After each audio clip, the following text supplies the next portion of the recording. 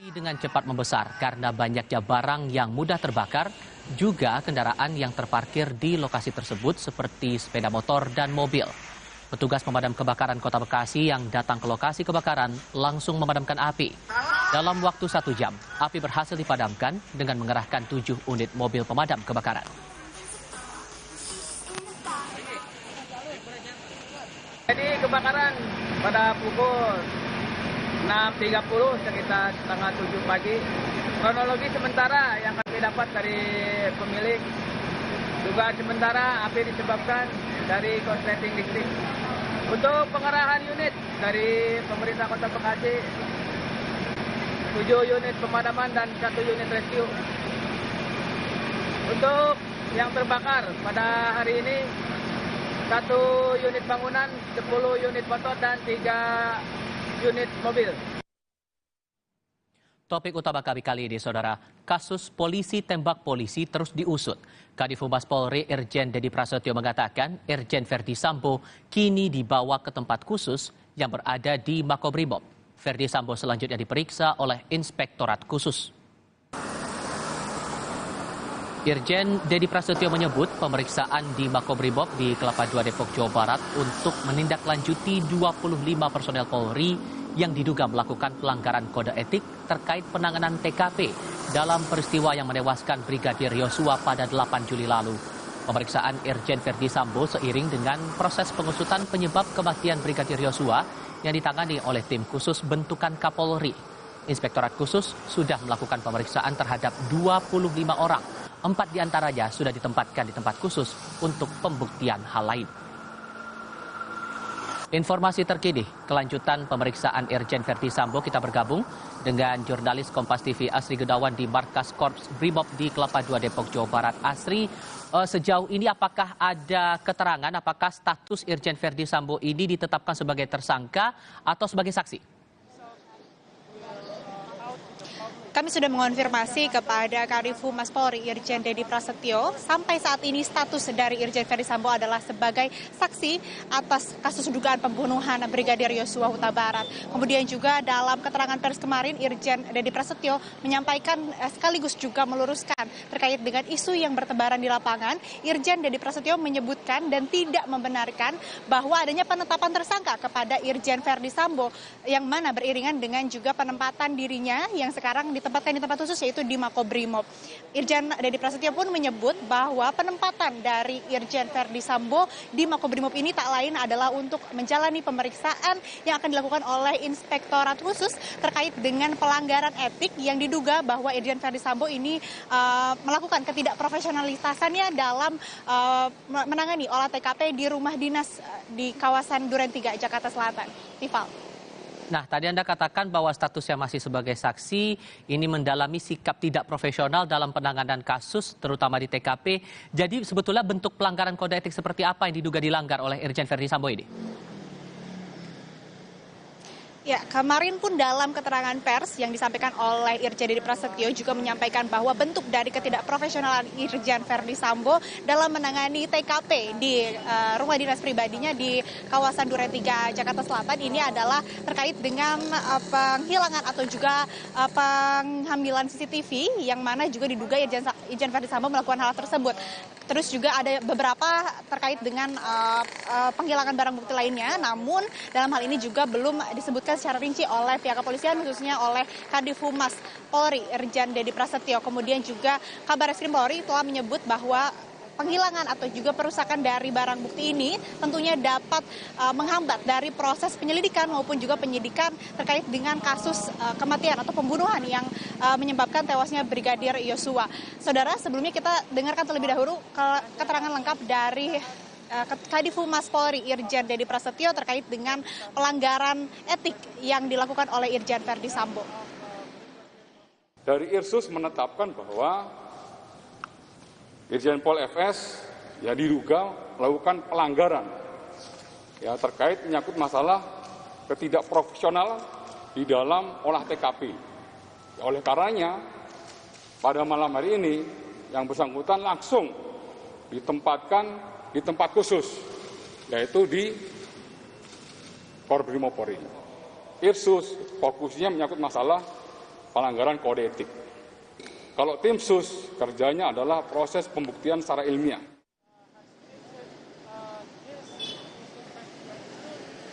Seperti yang sudah disebutkan tadi bahwa dari hal ini ada dua tim. Yang pertama, inspektorat khusus ini dilakukan untuk menangani terkait dengan pelanggaran kode etik yang dilakukan oleh Irjen Verdi Sambo beserta dengan 25 personil Polri lainnya yang dianggap melanggar kode etik dan juga menghambat proses penanganan TKP.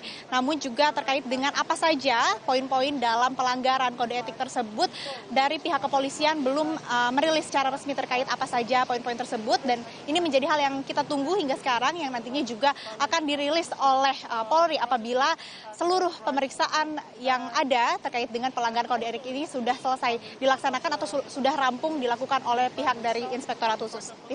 Maka bisa dikatakankah semua orang yang diduga terlibat dalam insiden ini bakal diperiksa di Makobrimob termasuk tersangka Barada Eliezer? Irjen Dedi Prasetyo menyebutkan dari 25 personil Polri yang diduga melanggar etik dan juga menghambat proses penyelidikan ataupun juga penyidikan, ini ada 4 anggota Polri yang sudah ditempatkan di tempat khusus. Yang mana ini di mana nanti kita ketika dilakukan proses pemeriksaan ini nantinya akan dilakukan oleh Inspektorat Khusus. Namun terkait dengan posisi dari Barada Eliezer, saat ini posisinya berada di Rutan Bareskrim yang mana masih menjalani proses pemeriksaan oleh tim khusus terkait dengan juga pengumpulan fakta-fakta dalam kejadian pada 8 Juli lalu di rumah dinas mantan Kadif Propam Polri Irjen Verdi Sambo. Kemudian juga terkait dengan waktu pemeriksaan terhadap Irjen Verdi Sambo dan juga personil Polri lainnya di Makobrimob ini, berdasarkan peraturan Kapolri nomor 19 tahun 2012 menyebutkan bahwa paling lambat 30 hari kerja nantinya akan dijatuhkan putusan terhadap Irjen Verdi Sambo yang sedang diperiksa ini. Sehingga kita tunggu nanti bagaimana hasilnya terkait dengan hasil dari sidang kode etik yang dilakukan oleh Inspektorat Khusus di Makobrimob ini. Kemudian juga terkait dengan nanti hasilnya ini akan ada 2 kemungkinan. Yang pertama, kemungkinan akan terbukti secara sah bahwa dirinya melakukan pelanggaran kode etik yang nantinya juga akan dijatuhi sanksi yang sudah diatur dalam peraturan Kapolri nomor 14 tahun 2011. Kemudian juga nanti apabila tidak terbukti bersalah nantinya akan dinyatakan tidak bersalah. Tifal.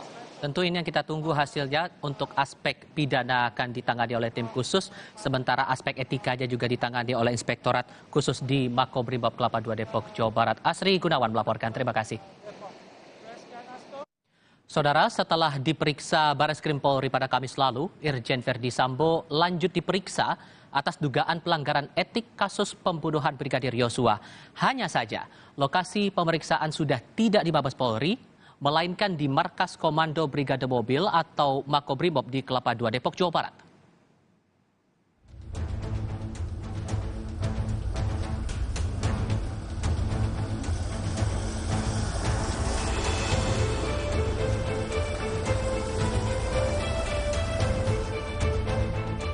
Sosok sentral kasus pembunuhan Brigadir Yosua, Irjen Verdi Sambo, dibawa ke Makobrimob pada Sabtu sore.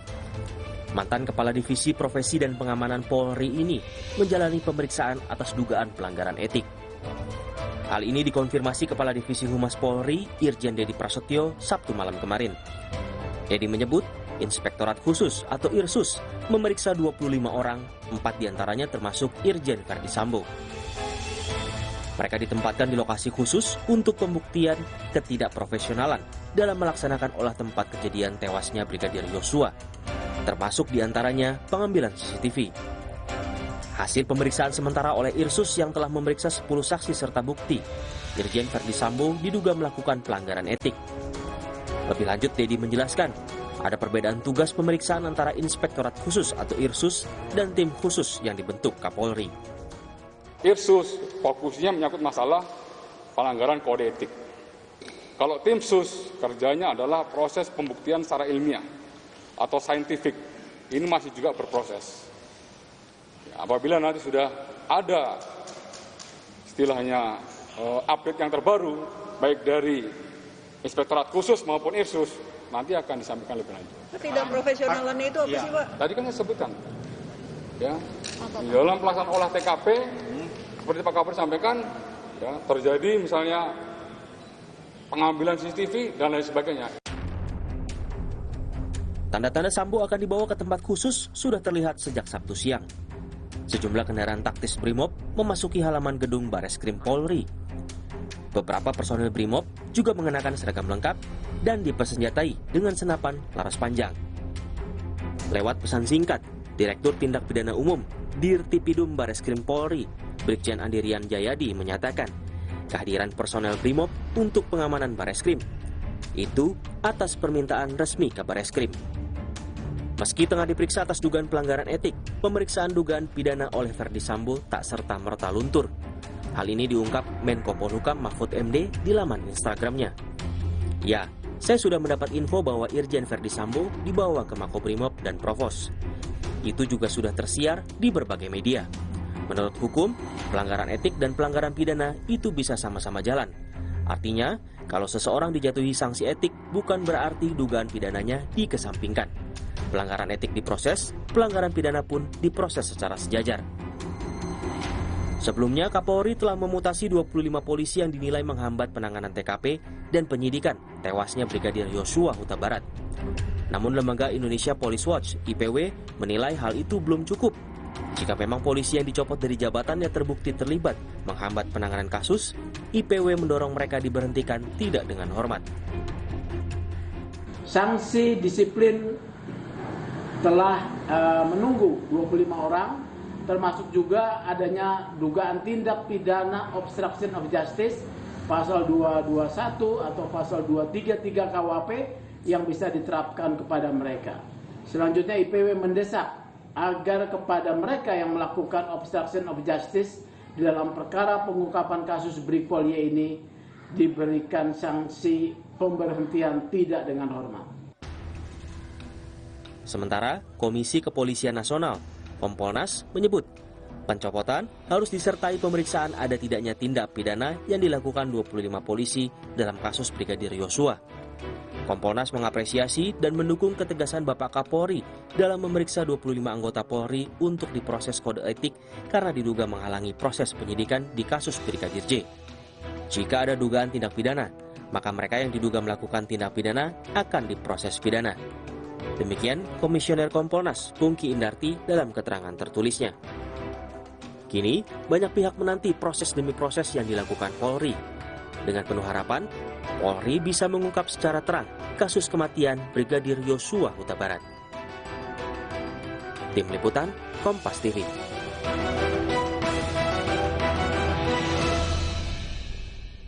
Sesaat lagi di Kompas Siang, tersangka penembakan Brigadir Yosua, Barada Eliezer, masih ditahan di Rutan Bareskrim Mabes Polri.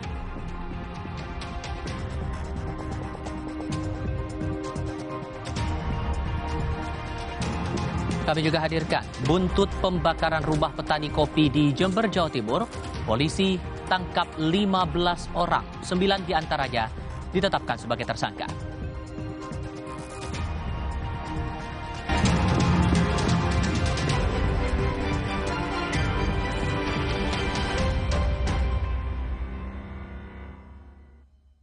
Dulu tiap transaksi banyak biaya ini itu. Tapi di tabungan BDN Bisnis beda. Bisa bebas biaya transaksi itu juara banget. Karena bisnis gak cuma tentang hari ini, Tapi juga esok hari. Awali dengan peduli terhadap bangunan hidup penuh makna. Wujudkan dengan mortar utama. MU Mortar Utama. Sendi sehat, semangat goes ya. Amin. Sendi Anda aktif geraknya. Amin. Akan banyak hal baik terjadi saat sendi kita sehat. Amin. Olahraga teratur, bila perlu minum Wellmove. Wellmove halal. Untuk membantu atasi capek, pegal, dan nyeri otot, pakai Hotin Cream. Kalau untuk meredakan nyeri sendi, rematik dan keseleo, nah, itu pakai Hotin DCL baru. Bahan aktif DCL-nya efektif mengobati rematik, lindung, dan nyeri sendi. Hotnya Hotin banget deh. Aku tetap latihan, meski keringat bawa kuman penyebab bau badan. Karena Detolful, sensasi cool 5 derajat dan perlindungan 12 jam. Segarnya bikin aku unstoppable. Berani taklukkan panasmu. Di masa kehamilan, asupan air mineral sangat penting. Harus terjamin kualitasnya. Untuk itu, kita pilih Le Mineral. Galonnya begitu bening, selalu baru. Jadi tenang buat aku dan calon buah hatiku. Galon Le Mineral. Tetap semangat, butuh yang hangat. Baru Madu TJ Jahe Merah Mint. Dengan madu murni, jahe merah, dan mint membantu menjaga daya tahan tubuh. Madu TJ Jahe Merah Mint. Niatku madu TJ hitam pahit dengan kualitas madu TJ plus manfaat ekstra herbal. Niatku demi anakku. Niatku demi istriku. Madu TJ hitam pahit. Niatku jaga kesehatan. Ibu, cacingan dapat menyebabkan stunting. Stunting adalah kondisi gagal tumbuh anak akibat penyerapan gizi yang terhambat. Cegah cacingan dengan minum obat cacing 2 kali dalam setahun. Bebaskan keluarga untuk main di luar. Jika cacingan, ibu memberi komandrin kepada semua anggota keluarga. Keluarga bebas cacingan, bebas bermain di luar. Power dalam kelenturan. Power dalam tekanan dan kekuatan. Power PVC. Pipa kuat tanpa timbal. Waktu mereka main di luar, mereka nggak bisa menghindar dari kuman penyebab penyakit. Karena itu, mereka perlu perlindungan yang selangkah di depan. Perlindungan Dettol efektif melawan kuman. 100% perlindungan lebih baik. Dettol.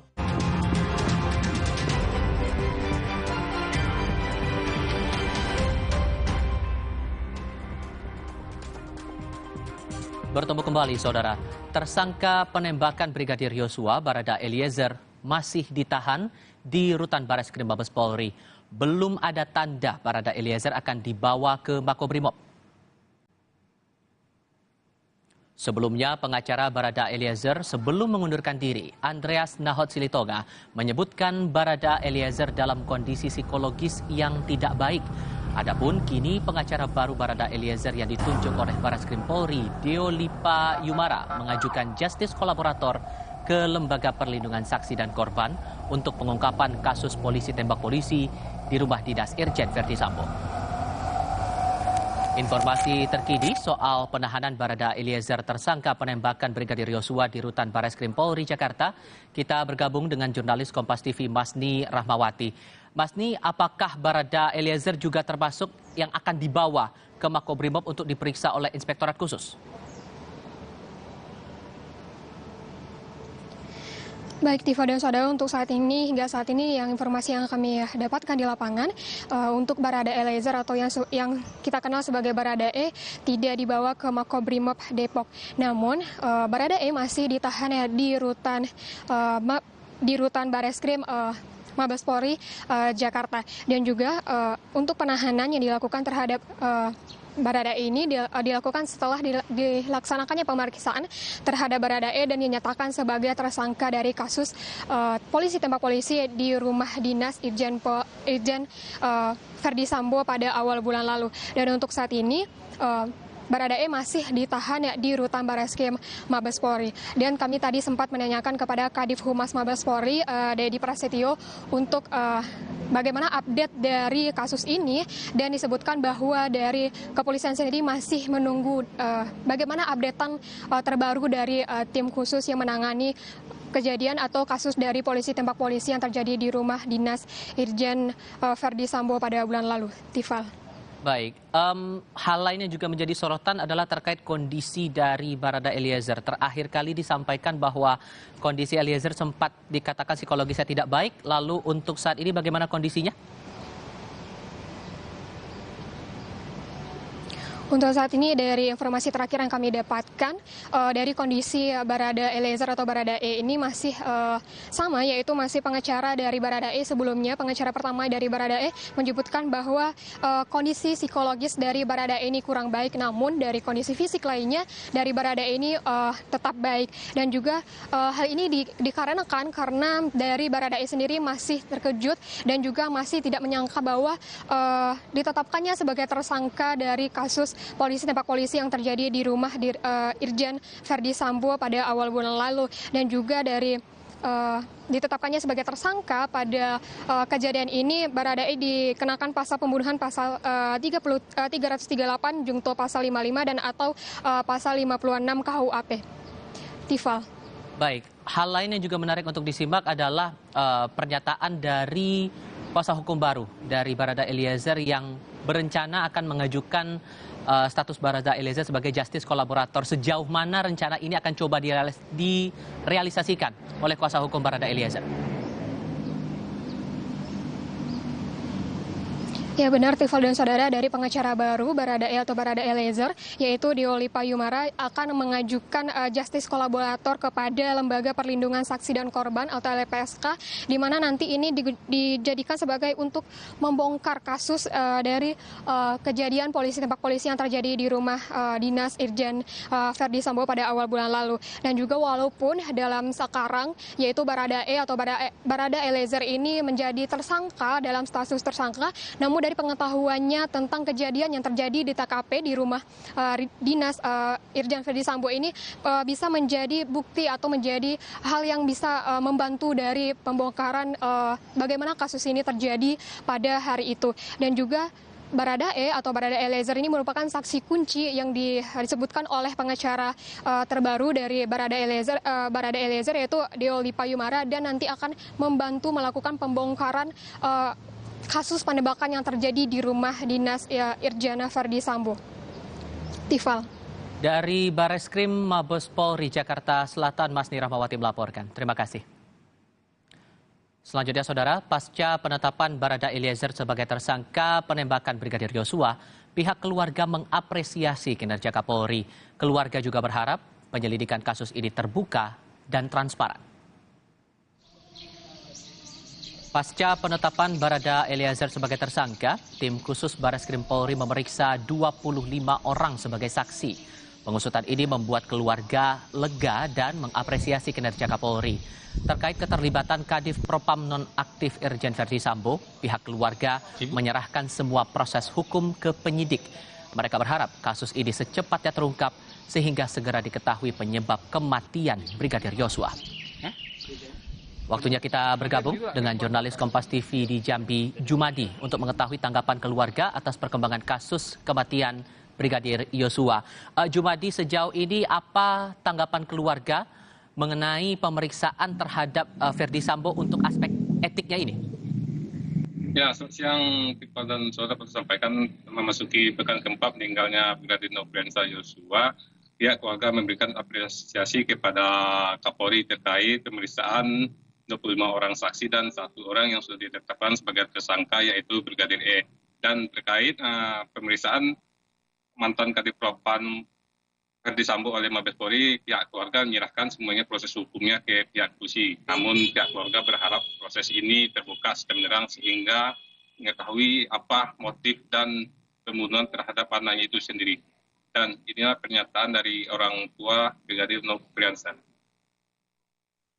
Tanggapan kita selaku orang tua Yosua almarhum, kita ya mengapresiasi kinerja Pak Listio Sigit selaku Kapolri yang sudah berupaya begitu gigih Pak Listio Sigit untuk menuntaskan permasalahan ini. Apakah memang Verdi Sambo yang bertanggung jawab atas kejadian? Ya itu saya nggak bisa menjawab, tapi itu nanti ya hasil penyidikan nanti yang sudah dibentuk oleh Pak Listio Sigit. Kemungkinan ada.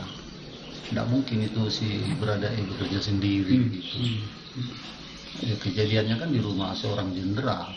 Jadi kita serahkan aja kepada penyidik yang sudah, tim khusus yang sudah dibentuk oleh Kapolri.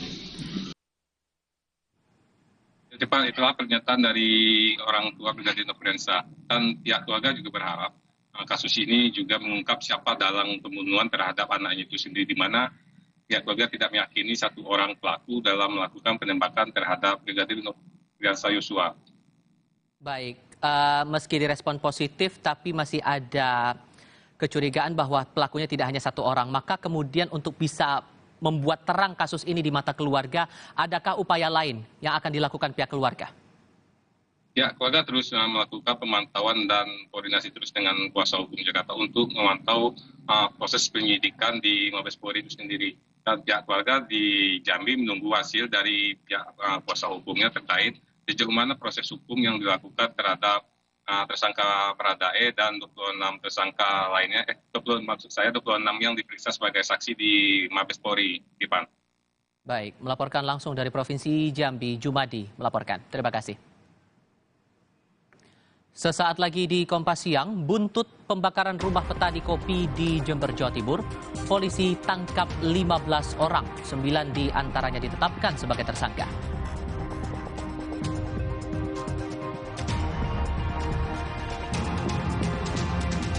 Di Kabupaten Pemalang, Jawa Tengah, warga menggelar festival bakar bandeng untuk mempromosikan wisata dan potensi desa mereka. Jangan kemana-mana, kami segera kembali.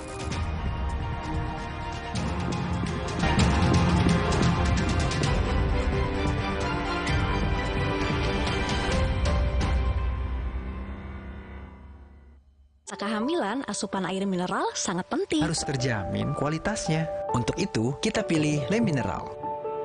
Galonnya begitu bening, selalu baru. Jadi tenang buat aku dan calon buah hatiku. Galon Le Mineral. Sendi sehat, semangat goes ya. Amin. Sendi Anda aktif geraknya. Amin. Akan banyak hal baik terjadi saat sendi kita sehat. Amin. Olahraga teratur, bila perlu minum Wellmove. Wellmove halal. Untuk membantu atasi capek, pegal, dan nyeri otot, pakai Hotin Cream. Kalau untuk meredakan nyeri sendi, rematik dan keseleo, nah, itu pakai Hotin DCL baru. Bahan aktif DCL-nya efektif mengobati rematik, lindung, dan nyeri sendi. hotnya Hotin banget deh. Waktu mereka main di luar, mereka nggak bisa menghindar dari kuman penyebab penyakit. Karena itu, mereka perlu perlindungan yang selangkah di depan. Perlindungan Dettol efektif melawan kuman. 100% perlindungan lebih baik. Dettol. Merdeka! Pizza merah putih hadir kembali. Rasa lebih berani dengan saus merah pedas. Persembahan Pizza Hut untuk Indonesia. Pizza Hut selalu lebih berani. Ibu, cacingan dapat menyebabkan stunting. Stunting adalah kondisi gagal tumbuh anak akibat penyerapan gizi yang terhambat. Cegah cacingan dengan minum obat cacing 2 kali dalam setahun.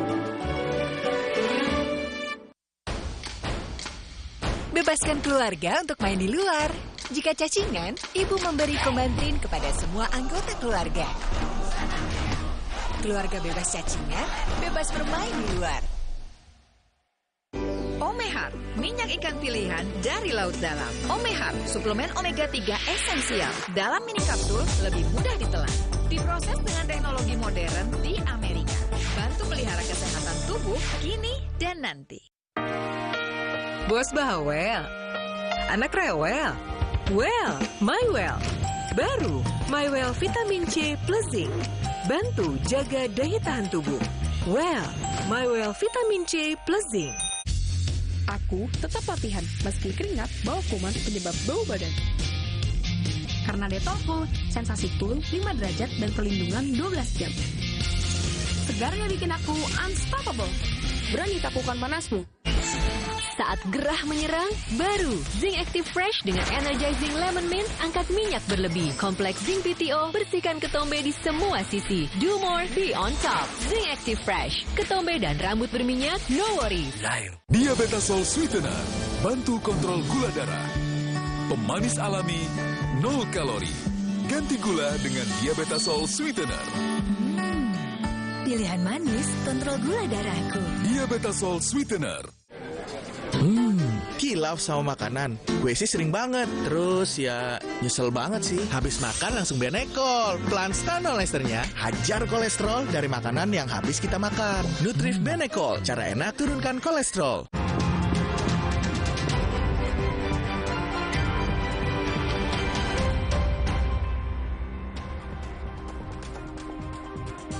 Bersua kembali saudara, aktivitas warga di Dusun Baban Timur, Jember, Jawa Timur pada Minggu pagi ini berangsur normal. Meski begitu, polisi berjaga pasca perusakan dan pembakaran rumah warga. Sejumlah petugas gabungan TNI dan Polri bersiaga serta berjaga di permukiman warga di Dukuh Patung Rejo, Dusun Baban Timur, Desa Mulyo Rejo, Kecamatan Silo, Jember, Jawa Timur.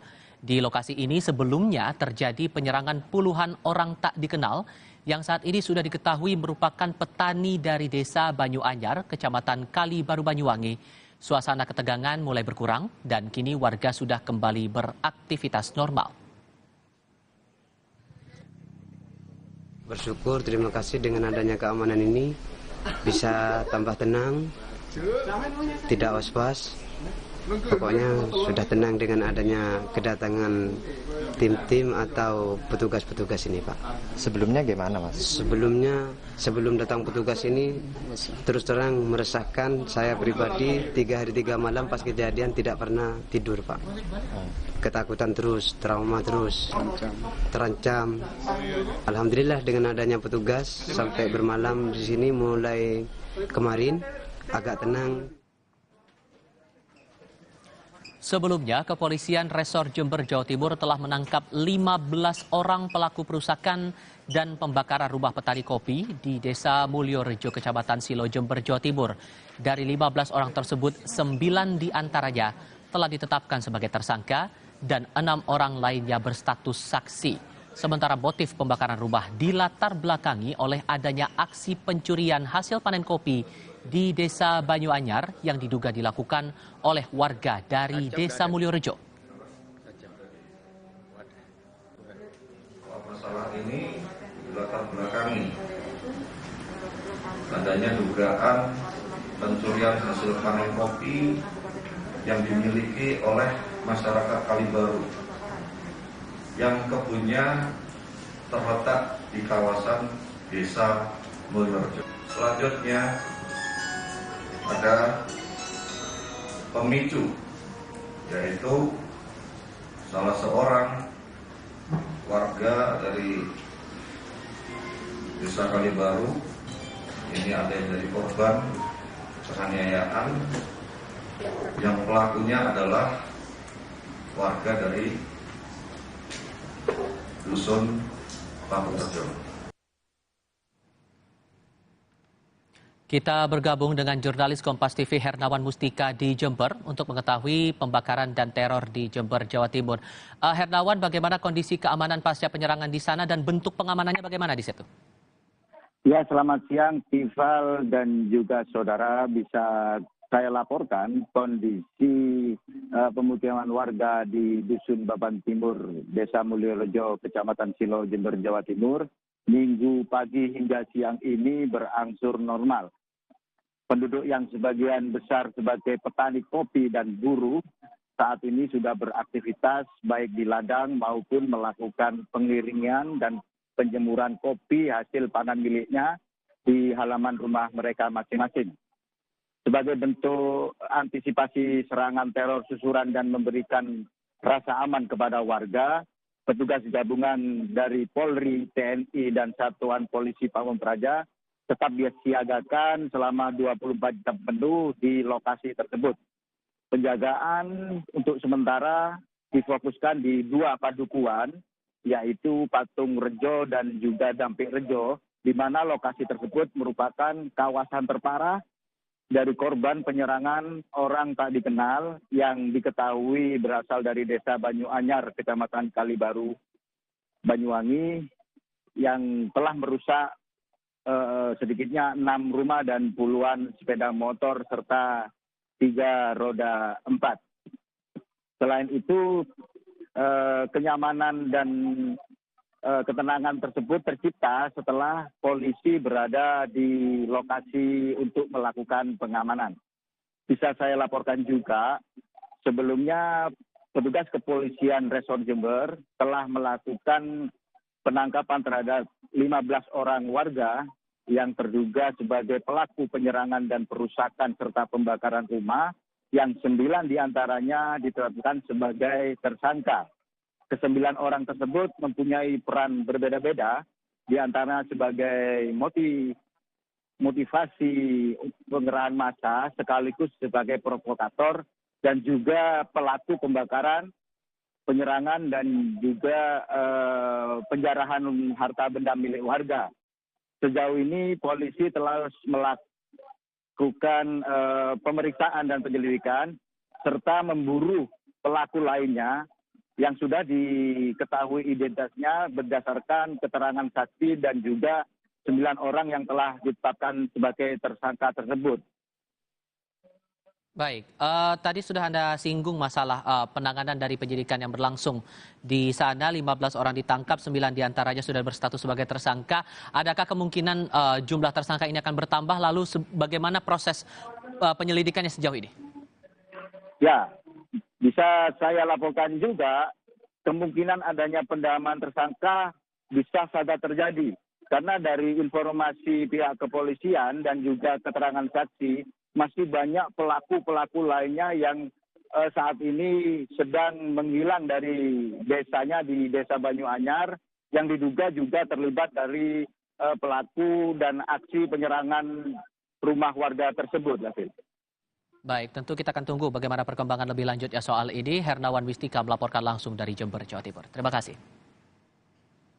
Berikutnya saudara, kerap mendapat ancaman. Puluhan petani di Kabupaten Indramayu menggeruduk polsek setempat. Selain melaporkan dugaan adanya ancaman, mereka juga meminta perlindungan dari polisi. Petani yang tergabung dalam Forum Penggarap Pelopor Sejahtera atau Forgafora menggeruduk Mapolsek Tukdana Kabupaten Indramayu, Jawa Barat. Kedatangan mereka bertujuan melaporkan adanya perusakan tanaman milik petani. Perusakan diduga dilakukan perangkat Desa Mulyasari di lahan hak guna usaha atau HGUPT Rajawali.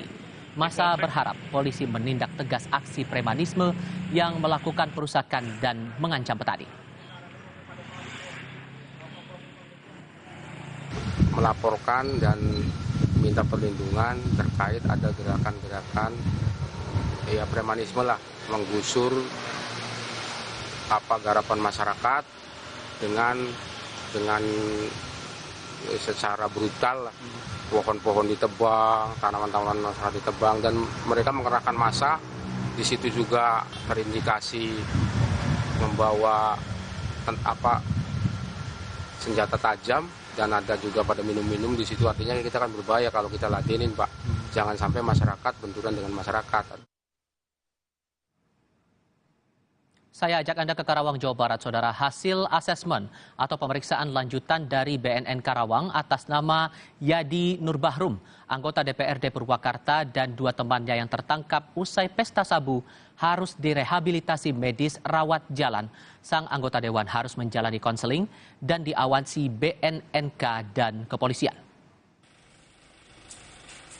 Pihak BNNK Karawang menyebut dari pemeriksaan terhadap ketiganya, hasil tes urin Yadi sudah samar mengandung metafetamin, sedangkan 2 rekannya masih positif.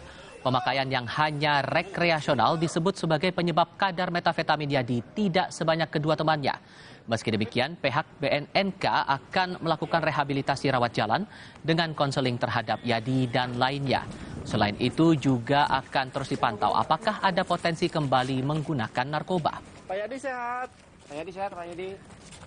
Sehat. Mereka akan menjalankan rehabilitasi medis ya, tapi rawat jalan aja karena memang penggunaannya itu rekreasional, coba-coba lah gitu, coba-coba sehingga tingkat ketergantungan atau adiksinya itu masih jauh.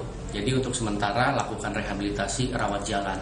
Kurang lebih mungkin konselingnya sekitar 2-3 kali lah gitu. Tapi setelah selesai konseling, lakukan rawat jalan, tentu pengawasan dari teman-teman tim medis di BNN Karawang itu tetap akan dilanjutkan. Pasti ya, kalau nggak ada pendampingan itu pasti kadang suka lapse. Udah lapse nanti relapse lagi dan seterusnya, sehingga memang harus selalu kita dampingi. Dari Pulau Kalimantan, saudara, banjir besar melanda 5 kecamatan di Kabupaten Kapuas Hulu, Kalimantan Barat. Hingga Minggu pagi ini masih terus terjadi karena curah hujan tinggi dan mengakibatkan air sungai meluap. Banjir masih merendam 5 kecamatan di Kapuas Hulu, salah satunya di Kecamatan Putis Sibau Utara. Air masih merendam rumah dan permukiman warga. Banjir terjadi akibat curah hujan yang tinggi sejak Kamis 4 Agustus lalu, sehingga air sungai meluap dan merendam 15 desa di 5 kecamatan. Dan untuk mengetahui bagaimana kondisi terkini dari banjir di Kabupaten Kapuas Hulu, kita segera bergabung dengan jurnalis Kompas TV Dion Setiawan di Pontianak, Kalimantan Barat. Dion, sejauh mana kondisi warga terdampak banjir saat ini, di mana-mana saja mereka mengungsi, dan apakah mereka sudah kembali beraktivitas normal? Ya, terima kasih Dipal dan saudara. Dapat saya sampaikan bahwa kondisi banjir di Kabupaten Kapuas Hulu, Kalimantan Barat hari ini sudah mulai berangsur turun. Dan masyarakat sebagian sudah mulai beraktivitas di rumah mereka, terutama yang di bagian perkotaan. Sementara di bagian Utusiba Utara atau perhuluan sungai Kapuas, mereka masih terdampak banjir namun tidak setinggi hari sebelumnya. Dapat saya laporkan juga bahwa di sebagian warga hari ini sudah mulai melakukan membersihkan rumah mereka. Baik, ada beberapa yang sudah kembali beraktivitas, tapi ada yang mengungsi. Untuk lokasi pengungsian sendiri bisa dikatakan cukup memadaikah atau ada tantangan tersendiri bagi para korban banjir?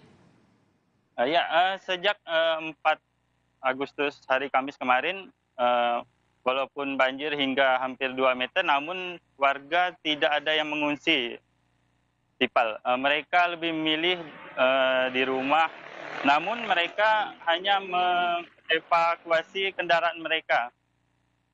Baik, untuk langkah antisipasi apabila curah hujan kembali tinggi dan debit air kembali naik, bagaimana kemudian langkah warga mengantisipasi kemungkinan banjir susulan dan mungkin dari otoritas setempat, dari pemerintah daerah juga mencegah ini jangan sampai terulang lagi banjir ini? Ya, berdasarkan informasi warga hari ini, cuaca di Kabupaten Kapuas Hulu, Kalimantan Barat sudah mulai cerah, namun Badan Penanggulangan Bencana Daerah tetap memantau kondisi cuaca di sana. Mereka bahkan menyiapkan tim gerak cepat untuk mengantisipasi banjir kembali. Baik, untuk otoritas setempat dalam hal ini dari BPBD atau mungkin dari jajaran pemerintah setempat masih bersiaga di titik-titik banjir atau bagaimana untuk kondisinya sekarang? Ya, mereka hanya memantau menurunkan petugas untuk standby mengantisipasi sambil melihat situasi cuaca di sana. Iqbal. Baik, melaporkan langsung dari Pontianak, Kalimantan Barat, Dion Setiawan. Terima kasih. Informasi lainnya kami hantarkan untuk Anda selepas jeda. Dinas Kesehatan Kota Semarang, Jawa Tengah menyiapkan 200 dosis vaksin COVID-19 keempat khusus untuk tenaga kesehatan.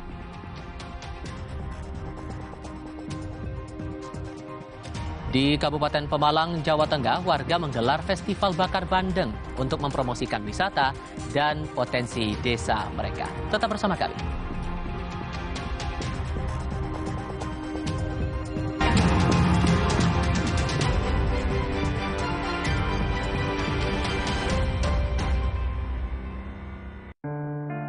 Awali dengan peduli terhadap bangunan hidup penuh makna. Wujudkan dengan mortar utama. MU Mortar Utama. Dengan main di luar, anakku jadi belajar. Banyak kuman loh, gak khawatir dia sakit. Kan ada perlindungan Detol yang efektif melawan kuman. 100% perlindungan lebih baik, Detol.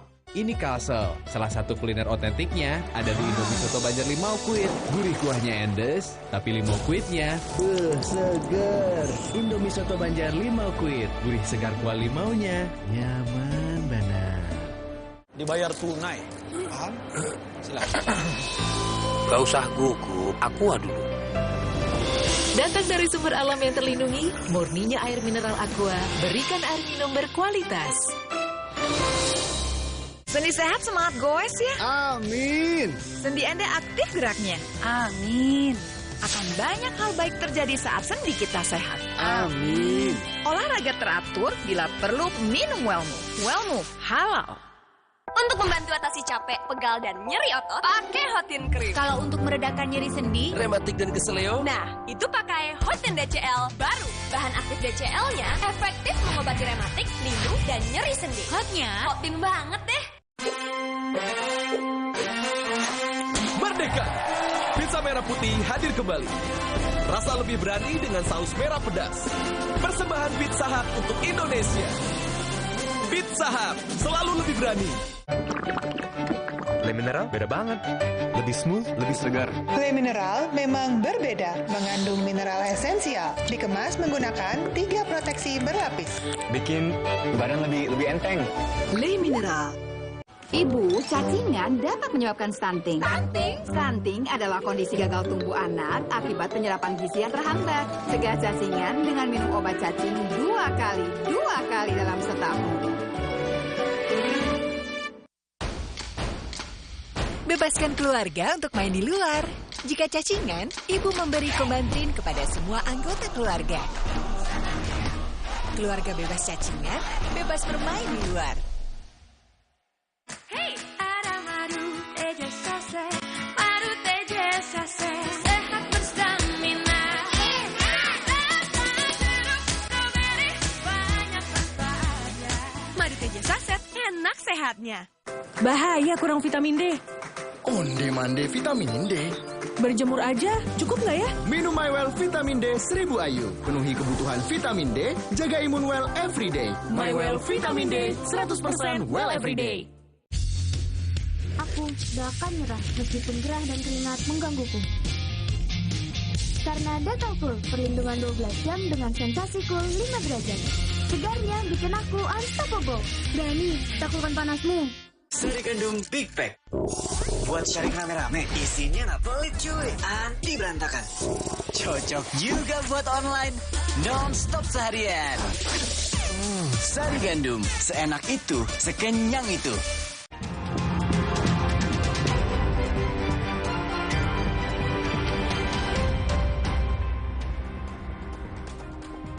Anda masih menyaksikan Kompas Siang, Saudara, bersama saya Diluh Puspa. Kasus dugaan pembunuhan Brigadir Yosua Huta Barat di rumah ex-Kadif Propam Polri, Irjen Verdi Sambo, kembali memasuki babak baru. Hanya 3 hari setelah menyandang status tersangka, Barada Richard Eliezer alias Barada E kini bersedia menjadi justice collaborator untuk membantu aparat membongkar kasus ini.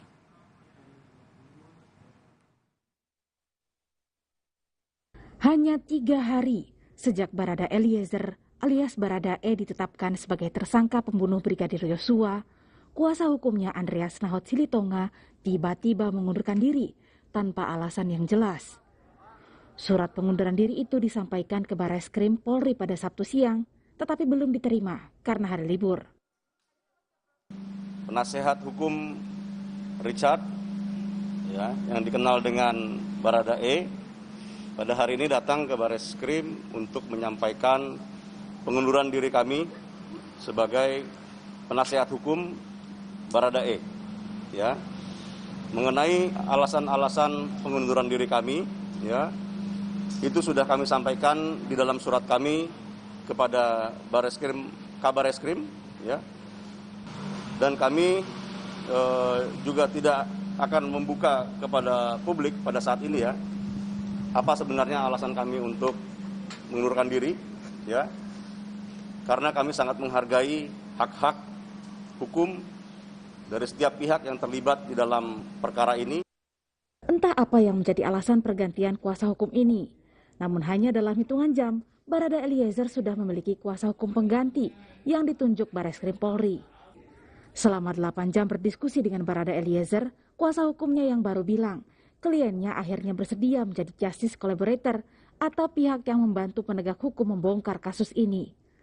Termasuk mengungkap dugaan pelaku lain dalam kematian Brigadir Yosua. Perlindungan terhadap Barada Eliezer lewat Lembaga Perlindungan Saksi dan Korban LPSK juga akan kembali diupayakan pekan depan. Setelah kami dapatkan data-data tersebut, kami akan membawa atau mengajak Barada E ini ke wilayah Lembaga Perlindungan Saksi LPSK. Jadi karena penting sekali karena ini merupakan saksi kunci dan mungkin juga Barada E siap menjadi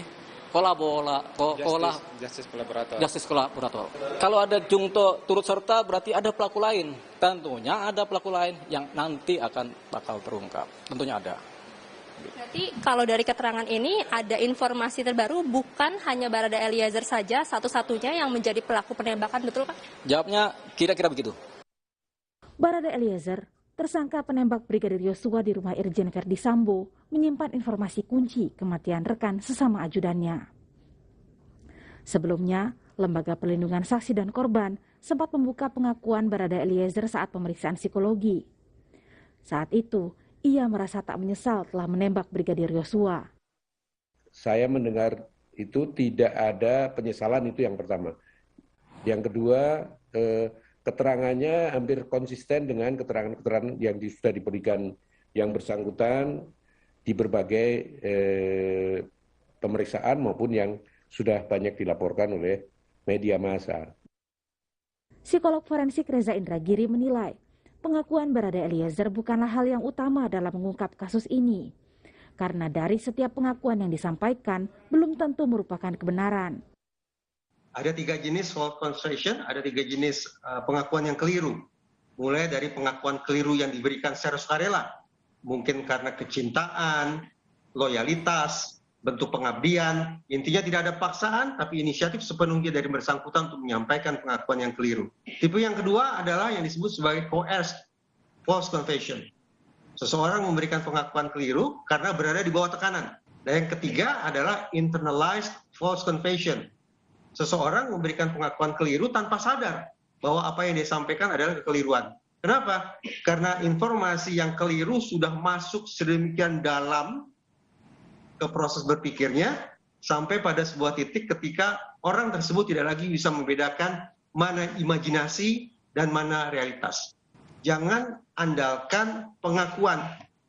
Proses pemeriksaan, proses interogasi tidak harus dilakukan lama-lama untuk mengorek pengakuan, tapi utamakan pembuktian. Rekaman CCTV yang dirusak menjadi salah satu kunci utama dalam mengungkap kebenaran di balik kematian Brigadir Yosua di rumah dinas mantan Kadif Propam Polri, Irjen Verdi Sambo ini. Tim Liputan, Kompas TV.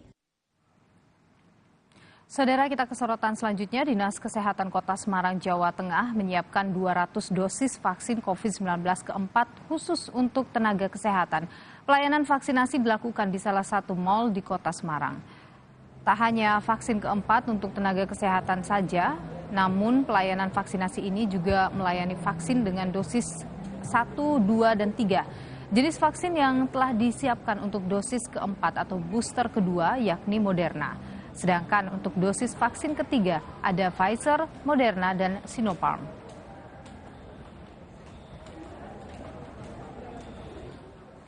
Kita hari ini membuka kuota 200, jadi yang 100 itu melalui Victory, yang 100 adalah nakes yang ada di Dinas Kesehatan Kota Semarang. Untuk dosis boosternya kita ada Moderna, Pfizer, Sinopharm.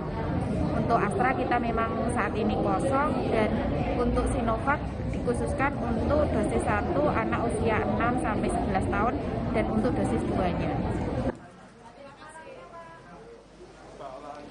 Saudara, tingginya kasus harian COVID-19 masih belum menunjukkan tanda-tanda penurunan. Masyarakat pun diimbau untuk segera melakukan vaksinasi booster untuk menghalau varian baru Omikron yang kini mendominasi.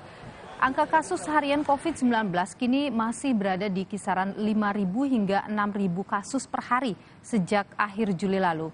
Menko Maritim dan Investasi Luhut Binsar Panjaitan terus mengingatkan masyarakat untuk tetap taat protokol kesehatan, terutama menggunakan masker di dalam ruangan. Pasalnya COVID-19 varian baru Omikron BA4 dan BA5 yang menyebar luas bisa kembali menginfeksi ulang orang yang baru sembuh.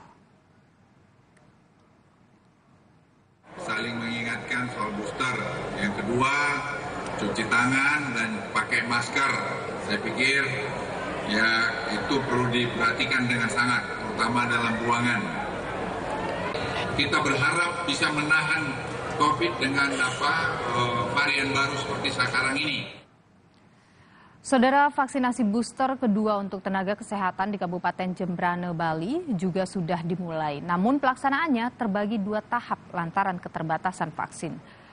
Data Dinas Kesehatan Kabupaten Jembrane hingga kini jumlah nakes yang sudah mendapatkan vaksin booster kedua mencapai 696 orang. Untuk tahap pertama vaksinasi booster kedua, Kabupaten Jembrane hanya mendapatkan 50 vial vaksin jenis Moderna. Dan menurut Kadis Kesehatan Jembrana, Made Dwi Payana, jumlah itu hanya mampu untuk 1.400 orang tenaga kesehatan. Padahal total tenaga kesehatan yang ada di Kabupaten Jembrana sebanyak 2.081 orang. Pelaksanaan vaksinasi booster kedua untuk nakes di Kabupaten Jembrana ini ditargetkan selesai pada 10 Agustus mendatang. Untuk vaksin di tahap awal ini, kita baru mendapatkan 50 vial untuk 1.400 orang. Tapi kemarin hasil koordinasi kami dengan pihak provinsi dan Kementerian Kesehatan melalui Ibu Dirjen Palmaskes itu disiapkan vaksin Moderna lagi untuk di provinsi. Kapanpun kita bisa minta sampai dengan tanggal 11 nanti sudah kita harapkan semua. Saudara, di Kabupaten Pemalang, Jawa Tengah, warga menggelar Festival Bakar Bandeng untuk mempromosikan wisata dan potensi desa mereka.